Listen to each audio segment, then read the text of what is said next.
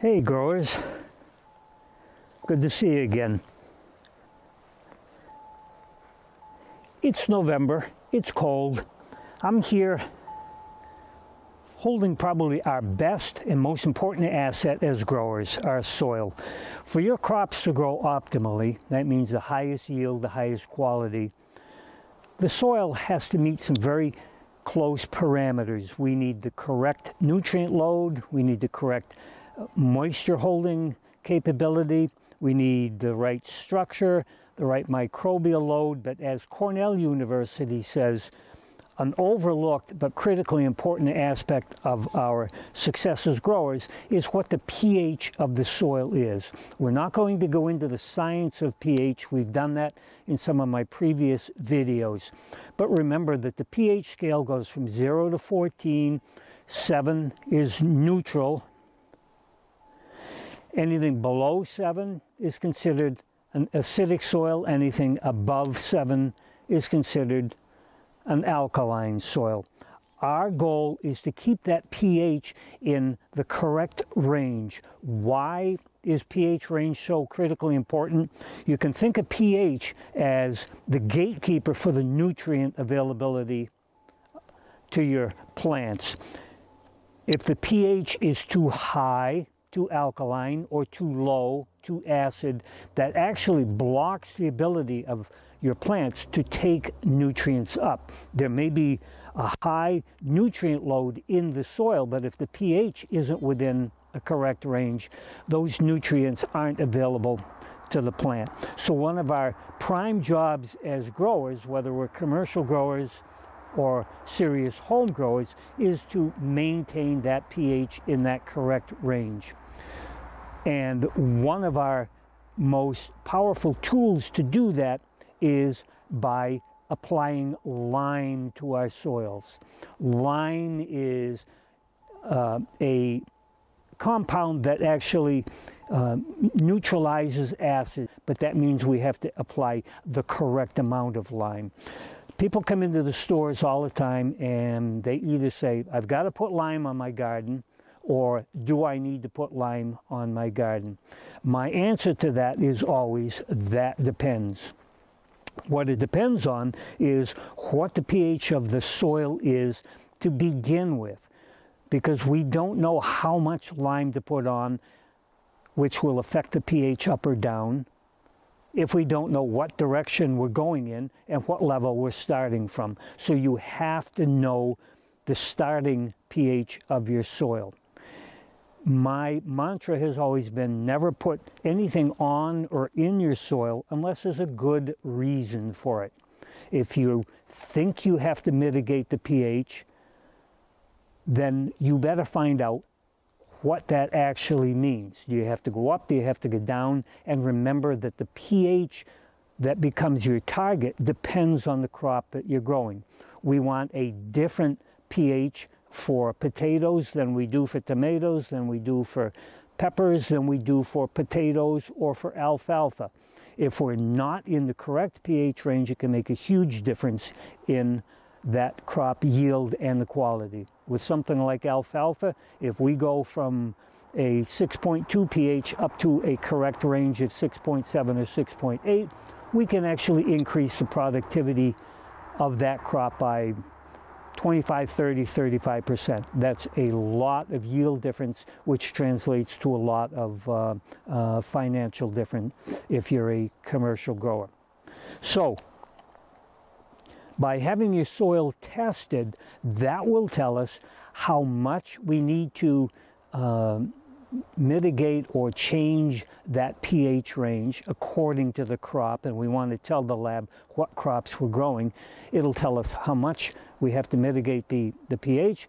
It'll tell us how much lime we therefore have to put on and what type of lime. And I hear you saying, what do you mean, what type of lime? Well, let's go take a quick look at the different types of lime available to you to help you make the decision of what to put onto your garden. Okay, here we are at the Rochester, New Hampshire Blue Seal Agricultural Supply Store. We're going to take a look at some of the possible choices you have when you're buying limestone. Here on the loading dock, well, we've got 6 bags here. We could probably put together another 15, 20, 30 bags of different brands. So you may be sitting there thinking, how the heck do I make a choice? This is going to be very simple. There's really only 2 major types of lime that you're going to have to choose between. All of these products are ground up limestone, but limestone can have a slightly different format out in the field. The first type is what we call calcitic limestone, and that's going to be a limestone that is basically calcium carbonate. That will be marketed again as calcitic limestone. The second type of limestone is what we call dolomitic limestone. It starts from a limestone rock that, in addition to having the calcium carbonate, it has magnesium carbonate. The difference between the two, if you have your soil test done and it indicates you need to raise that pH and add some lime, but the soil test also says that your soil has a good amount of magnesium in it already, you can go with a calcitic limestone because you don't have to have that magnesium component. If your soil test says you need to raise the pH, but you also need magnesium, then you'll go with a dolomitic limestone. If you can't find the calcitic, don't worry. You can use dolomitic limestone straight across the board, even if your soil already has the required amount of magnesium. You can use dolomitic without doing any damage. So the first thing, you can just find any of the products that either says calcitic or dolomitic limestone, and you're going to be fine. There is a third type of limestone product, and that's hydrated lime. Hydrated lime is a very fast-acting lime.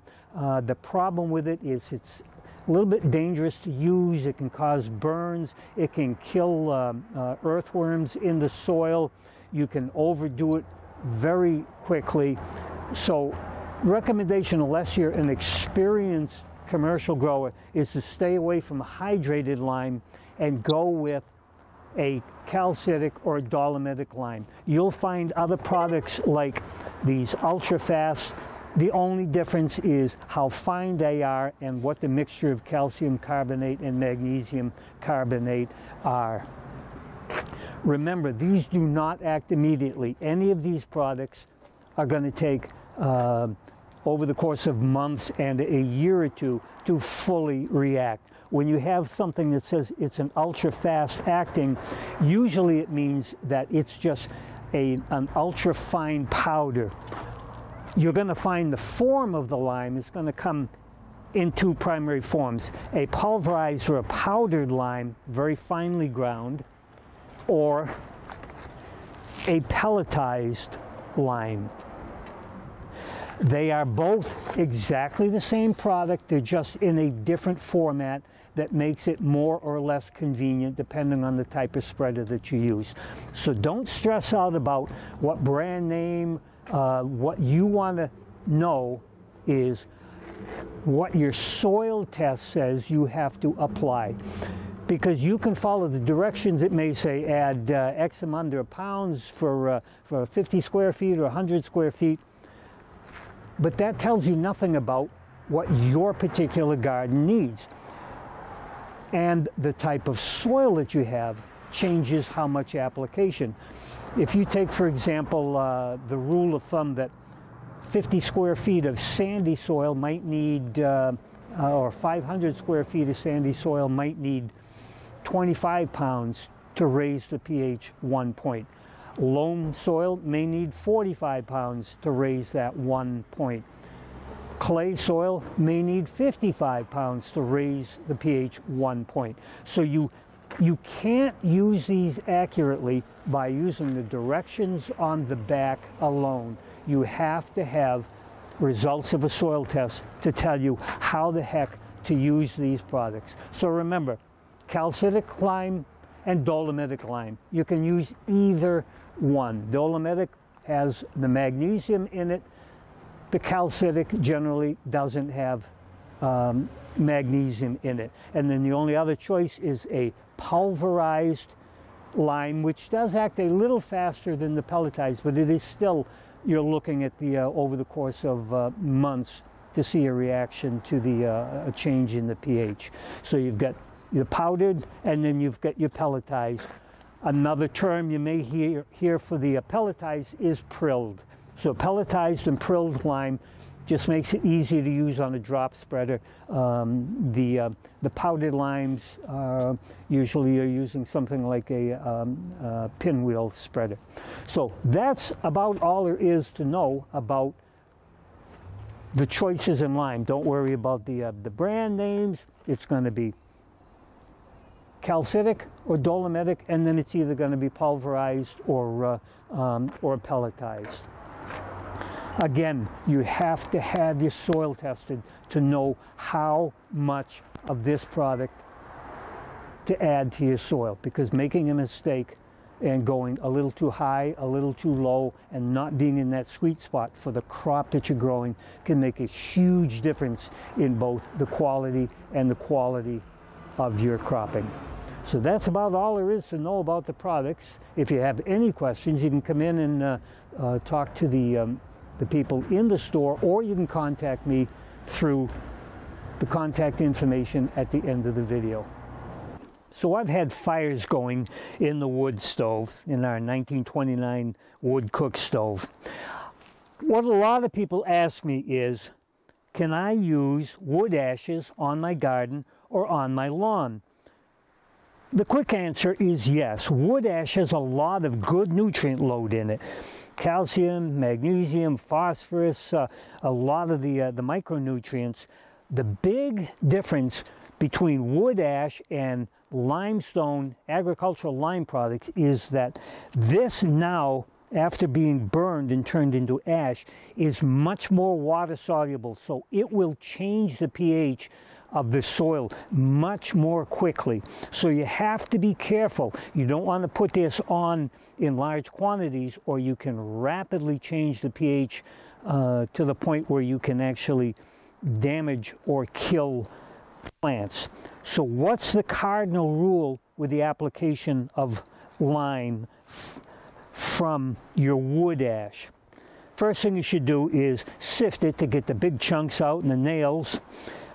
And then, according to UNH, to the Extension Service, their rule of thumb is you can probably safely add 15 to 20 pounds of wood ash per 1,000 square feet of lawn each year without doing any damage. So, yes, you can use the wood ash, but remember, you have to use it sparingly and carefully, and don't put it on acid-loving plants like blueberries, which want a pH down around that 4.5 range, or rhododendrons or azaleas, because they like acid soil. And probably don't use it on your potatoes, because high pH on potatoes can make them much more prone to potato scab. So yes, use it, but use it carefully, sparingly, at about 20 pounds per 1,000 square feet per year, and you should be fine. So you might be asking, why am I out here in November? It's cold, there's nothing growing, Thanksgiving's next week, and snow's around the corner. The reason I'm out here in November is because this is the perfect time to be applying lime. We probably mentioned that your ground limestones, they aren't immediate action compounds. When we put lime down, it doesn't immediately change the pH.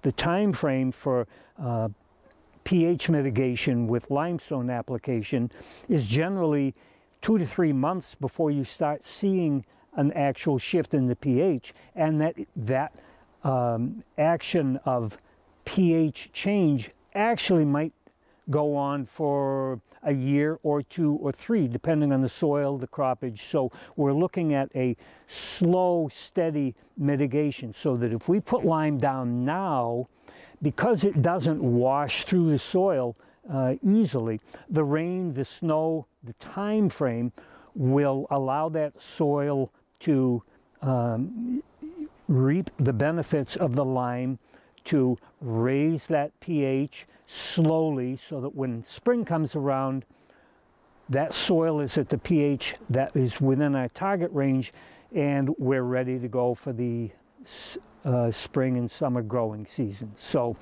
this is a great time to be thinking about applying lime both to your garden and to your lawns. So Thanksgiving is next week.